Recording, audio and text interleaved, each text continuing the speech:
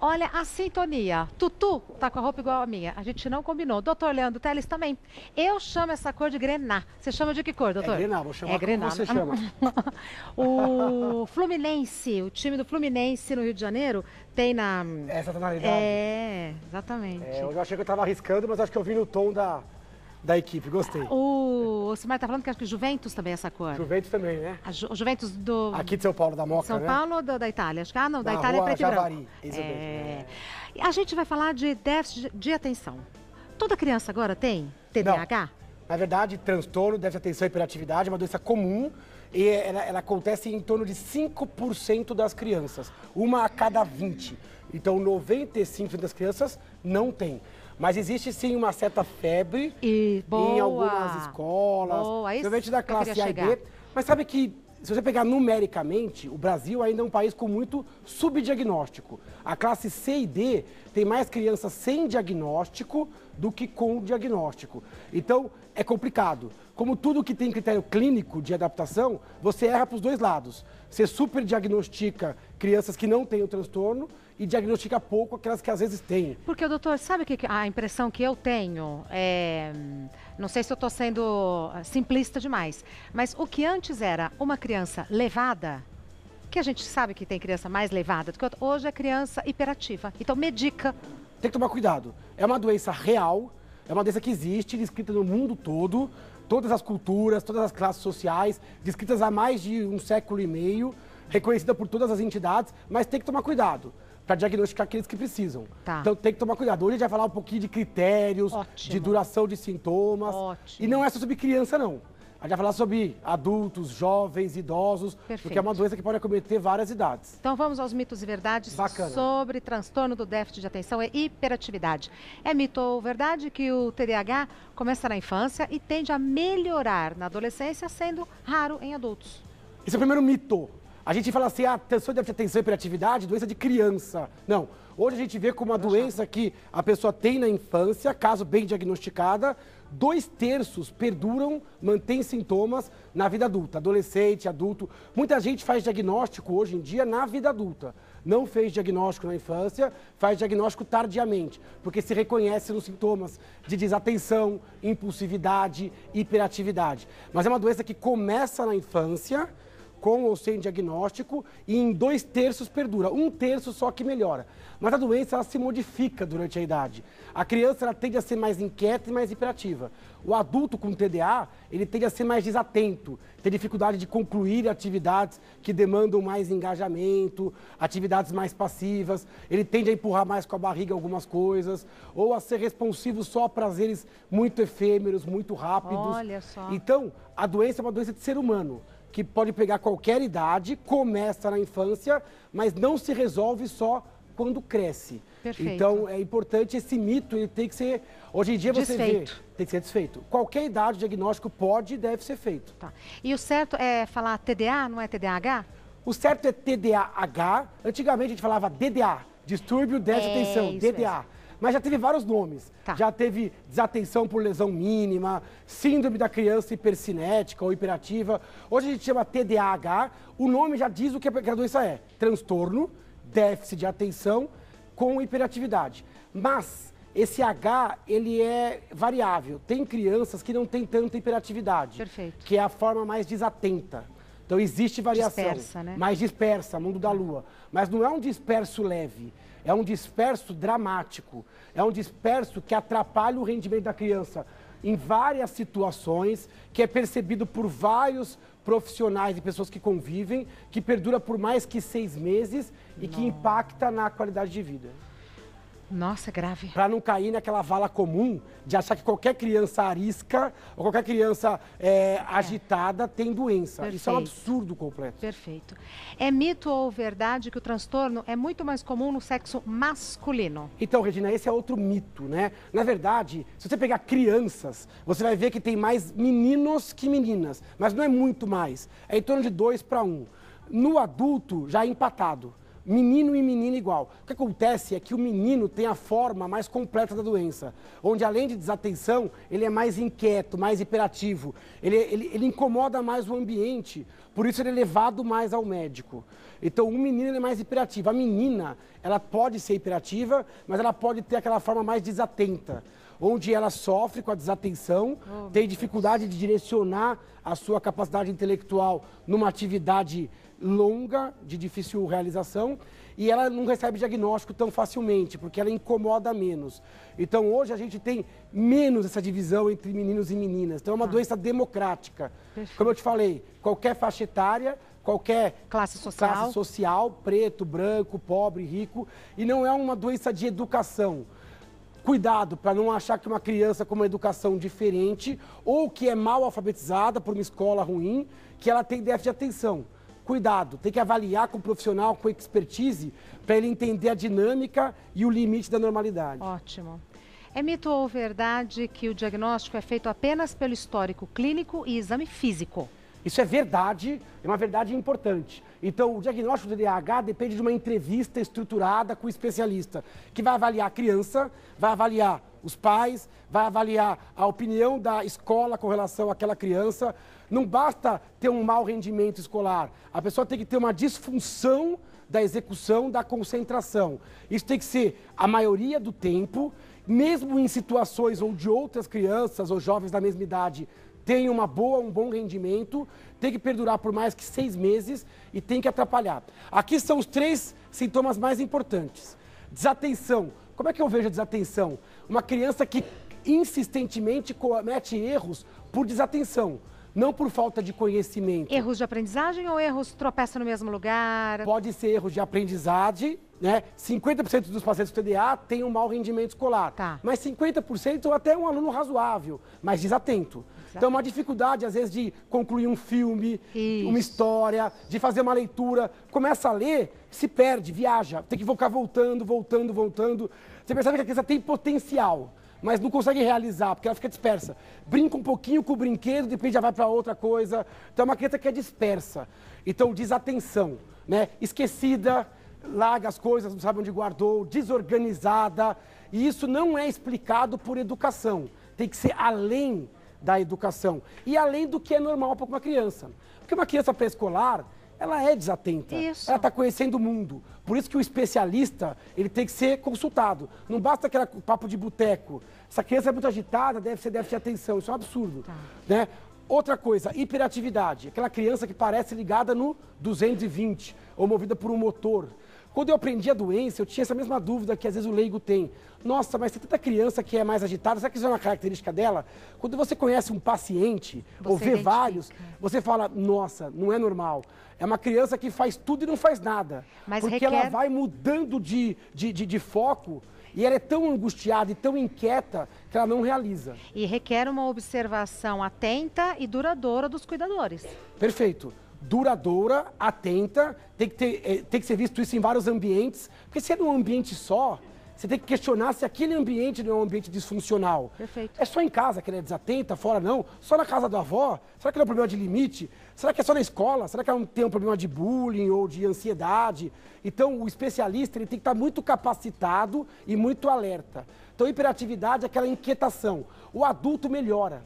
O adulto ali com 10, 12 anos, ele se segura mais. Às vezes, ele ainda sobra um tamborilar na mão, uma perna que se mexe mais, uma inquietude que é mais interna. Tá. Então, hiperatividade é típico desses pacientes. E impulsividade é o terceiro sintoma. Aquela criança ou jovem que não espera a vez, não consegue entender a regra, interrompe excessivamente o adulto, começa a responder antes de concluir a pergunta. Então, é complicado. A gente tem que entender que isso é um padrão no desenvolvimento daquela criança. E tem que ser intenso o suficiente para causar um malefício. Se não causa, a gente não pode chamar de transtorno. A gente vai chamar de uma variação. Ótimo. Mas nesses casos, e eu falo aí como alguém que vê esses pacientes mais velhos, porque eu vejo pacientes acima de 12 anos, é nítido, quando está diante da doença, que aquilo não é normal, que aquilo passou o limite, né? Outros sintomas associados, procrastinação. sabe, empurrar com a barriga. Não consegue fazer agora, né? Tá Não. sempre adiando. Principalmente aquilo que demanda mais tempo, mais energia de concentração. Eu faço coisas mais rápidas, mas eu não faço aquilo que vai demandar muito sofrimento e energia. Então eu empurro com a barriga até que aquilo vira uma urgência e eu faço na última hora, movido à adrenalina. Isso é muito comum em adultos com TDA. Comum. Desorganização, muito acima da média, muito além da capacidade da pessoa se organizar e se controlar nisso.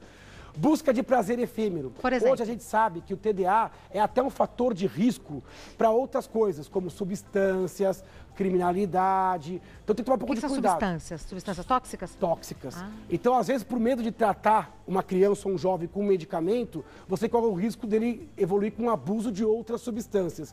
Porque o TDA, ele consegue fazer coisas que exigem uma concentração mais rápida ou cujo feedback é rápido.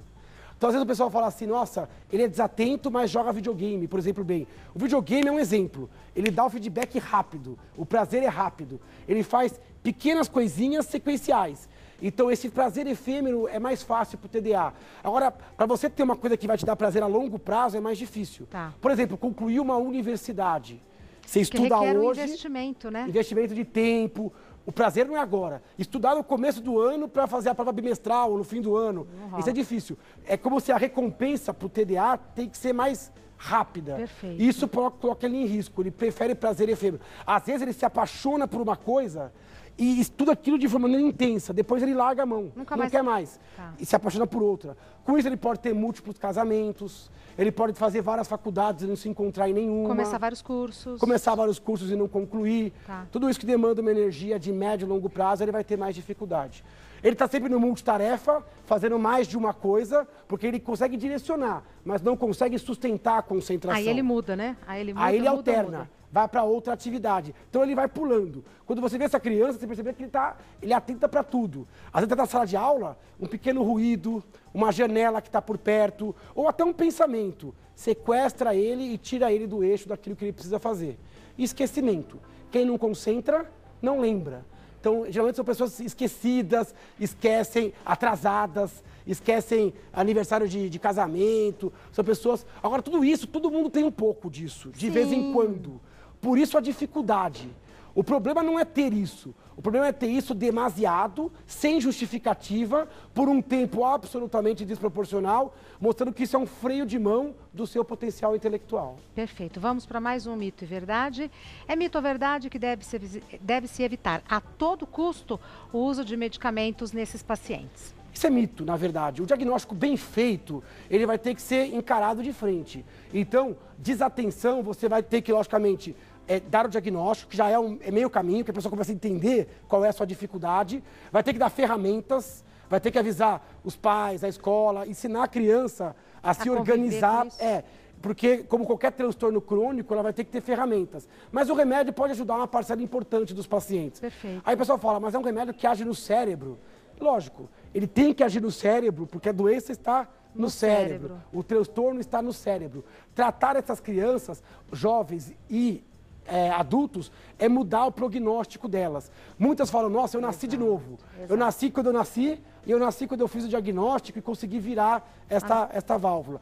Então, cuidado, quando fala, não, mas o remédio é uma invenção da indústria, o remédio vai transformar a criança num zumbi. Bom, qualquer tratamento tem que ser feito com um especialista, qualquer remédio tem um perfil de efeitos colaterais, mas essa é uma das doenças que mais responde a remédios que a neurologia conhece. Então, vale a pena questionar se é momento ou não de usá-los. Temos perguntas do pessoal de casa e a gente vai começar a responder agora. A Marta diz, acredito ter TDAH, mas nunca recebi o diagnóstico. Estou com 38 anos, sou muito desatenta, desorganizada e deixo absolutamente tudo para a última hora. Isso tem me atrapalhado muito no trabalho e também nas minhas relações pessoais. Ainda dá tempo de tratar e melhorar isso? Uma mulher, 38 anos, olha como foge um pouco do estereótipo da criança, do sexo masculino, que é agitado. Ela coloca vários sintomas que sugerem que ela tem uma desatenção. E o mais importante para o médico neurologista é aqui. Isso tem me atrapalhado, isso tem mudado as minhas relações pessoais e trabalho. Ou seja, algo acontece com essa moça que atrapalha. Tem que procurar o médico. Se fizer o diagnóstico, tem que tratar. E vale a pena tratar em qualquer idade.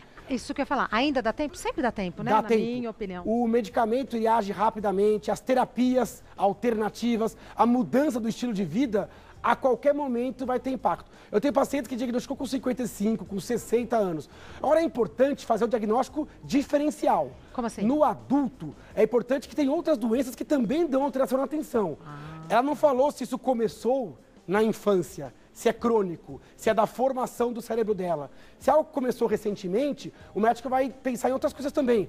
Ansiedade, depressão, distúrbio de sono, medicamentos, distúrbios hormonais. Então o médico ele vai ter que abrir o leque. Mas se ela falar que ela é assim desde sempre, desde antes dos 12 anos, mostrar um padrão, ele vai examiná-la, vai pedir alguns exames para afastar outras doenças.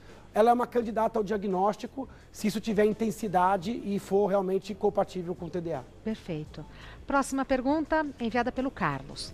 Meu primo, de 15 anos, tem diagnóstico de déficit de atenção, mas joga videogame como ninguém, fica bem Acho que ela ouviu a concentrado. nossa pauta, né? Porque é exatamente o que a gente falou. Fica bem concentrado nessa hora. Será mesmo TDAH ou será preguiça de estudar? Esse diagnóstico tem que ser feito pelo médico, pelo pedagogo, pelo psicólogo. Então todo mundo vai ter que avaliar aquela criança para entender se o problema é educacional, é preguiça, é emocional ou se é atencional. Pode ser que seja. Quando a gente fala em transtorno de déficit de atenção, a pessoa não é desatenta para tudo. Ela é desatenta para aquilo que ela tem menos interesse, que é mais passivo. Por exemplo, uma sala de aula. E ela pode ser atenta, até tem pacientes que têm um negócio chamado hiperfoco. Um foco excessivo naquilo que dá o feedback bem rápido e naquilo que ele gosta demais. Então hoje a gente vê o déficit de atenção como uma dificuldade em gerenciar a concentração. Videogame não é parâmetro, porque ele dá um feedback rápido, ele é feito para ser hiperestimulante, ele é feito para sequestrar a atenção. A sala de aula e o mundo é muito diferente do videogame. Então alguém que é concentrado no videogame pode não ser na hora de estudar, de ter tarefa. Isso pode ser preguiça? Lógico que pode, mas pode não ser. Então, nessa hora, é melhor levar e não questionar o diagnóstico só por conta deste quadro. Ótimo. Eu acho que é compatível os dois diagnósticos, o diagnóstico e essa ocorrência. Mais uma pergunta enviada pela Joana. Com qual idade o diagnóstico pode ser feito? Algum exame ajuda? Pergunta interessante da Joana. O diagnóstico ele pode ser feito em qualquer idade, mas a gente não faz o diagnóstico com a criança muito pequena, abaixo dos 5, 6 anos. Muito Por quê? Porque os pés escolares, eles já são um pouco mais inquietos, agitados e tal. Às vezes, o médico até desconfia, até por exemplo ter uma história familiar, tem pais com déficit de atenção, e aí ele fala assim, essa criança é uma criança em risco, mas não fecha o diagnóstico. O diagnóstico não é um diagnóstico urgente, não é que nem uma pneumonia, uma meningite. E é definitivo? Não necessariamente, porque alguns pacientes, quando muda a demanda ou quando aprende a gerenciar, eles escapam do diagnóstico. Como eu te falei, só 2/3 persistem na idade adulta. 1/3 acaba que por leveza ou por mudança na dinâmica pode até escapar do diagnóstico. E o diagnóstico tem que ser revisto, sempre. Claro. O diagnóstico ele tem que ser sempre revisitado pelo médico. Não existe nada que é tudo ou nada. A não ser as doenças que são definidas por um exame, tipo, sei lá, hepatite. Tem ou não tem? Aqui não. É uma doença de espectro, de relação, como é a depressão, a ansiedade.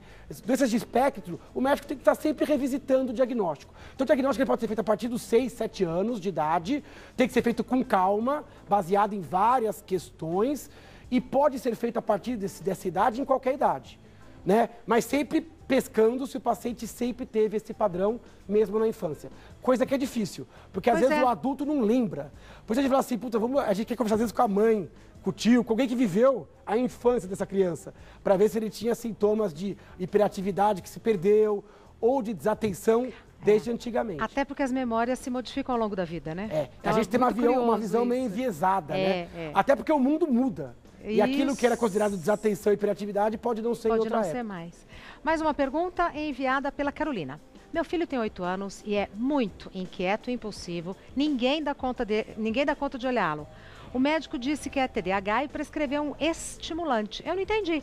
Não seria melhor dar um calmante? A pergunta é excelente também. Excelente. Na verdade, ela tem uma criança, aí é estereótipo, é bem parecido com o que a gente imagina. Um menino de 8 anos, muito inquieto e impulsivo. Ou seja, faz sem pensar, pode quebrar objetos, interromper. Ninguém dá conta de olhar ele. Né? Lógico, tem que ver, será que é uma questão de educação, sim ou não? O médico vai avaliar tudo isso. Agora, quando prescreve um remédio, geralmente dá um estimulante mesmo. Mas por quê? Mas você fala, nossa, a criança já é agitada, vai dar um estimulante? Isso é curioso. Essa criança ela é estimulada porque ela não consegue canalizar a concentração e a sua energia numa atividade. É como se tivesse um maestro de uma banda e esse maestro está adormecido. A banda tocando de qualquer jeito. Tá. O estimulante, ele vai estimular o maestro. Então ele não vai fazer a banda tocar errado. Vai lá acordar o lobo frontal da criança, essa região atrás da testa, e falar, vamos lá todo mundo tocar a mesma música? Então o estimulante organiza, mas é paradoxal. Super. Você dá um estimulante para quem já é estimulado, mas ajuda. Paradoxalmente, essa criança tende a aquietar, não ficar assim preguiçosa, dormindo, não. Tá. Mas ela começa a fazer as atividades com começo, meio e fim. A Carolina vai observar o filho dela por quanto tempo para ter certeza de que o remédio está fazendo efeito? Vai conversar com o médico, diagnóstico médico. O remédio só pode ser prescrito por médico especialista. Não, mas então, já prescreveu. Geralmente, quando você prescreve o remédio, em 1 mês, 2 meses, já é o suficiente para você perceber primeiro que o remédio não mudou quem seu filho é. Ele continua gostando das mesmas coisas, sendo criativo, alegre. Só que agora ele consegue ter começo, meio e fim. Ele vai agradecer você também, vai dizer, nossa, o adulto, quando ele conhece o medicamento e é bem feito o diagnóstico, ele agradece. Ele fala, nossa, agora eu consigo entender qual é o meu potencial. Porque senão ele funciona como um bom carro andando com o freio de mão puxado. Aí você fala, nossa, mas tem TDA com inteligência boa, normal, acima da média? Tem, mas o TDA ele é um prisma que dificulta. Claro. Porque a pessoa não consegue colocar aquele engajamento, aquela energia. Então, o remédio é fácil de observar. Se der algum efeito colateral, avisar o médico. Qualquer efeito colateral é reversível com a retirada do remédio. Né? Então, o remédio ele é tranquilo, tanto que a gente costuma medicar a criança precocemente, com 6, 7 anos de idade, para evitar as complicações, que não são poucas, da falta de diagnóstico. Carol, então observar o seu filho durante 1 mês e aí depois fazer a avaliação junto com o médico. Sempre né? com o médico. Sempre com o médico. Mais uma pergunta. Maria, qual o papel da escola na identificação e na condução desses casos? Precisa de escola especial? Adorei também a pergunta da Maria. Não precisa, começando do final, não precisa de escola especial no sentido de escola para alguém que não consegue acompanhar. Precisa de uma escola especial que tem um olhar especial, diferente. É legal. A escola tem que ser uma escola bacana. Por quê? A escola é muito importante no diagnóstico, porque a escola vê crianças da mesma idade no mesmo ambiente. Então, compara, então né? ela consegue ver aquilo que está destoando, né? Eu falei 5%. Então, numa sala com 20, 40 alunos, deve ter 1 ou 2, 2 crianças, estatisticamente, com déficit de atenção. O professor ele tem que ser treinado para reconhecer, porque senão ele pega a birra daquele aluno. Esse aluno não para quieto, ele não respeita a regra, ele não espera a vez, ele não obedece. Ou essa família não deu educação. Às vezes não é o problema da família, às vezes é. Às vezes são as duas coisas também. Então, mas é importante ele triar esse aluno. E é importante a escola também para ajudar no tratamento.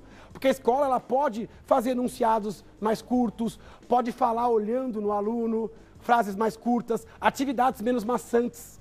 Pegar um aluno com esse, tirar da janela, colocar um pouco mais perto do professor.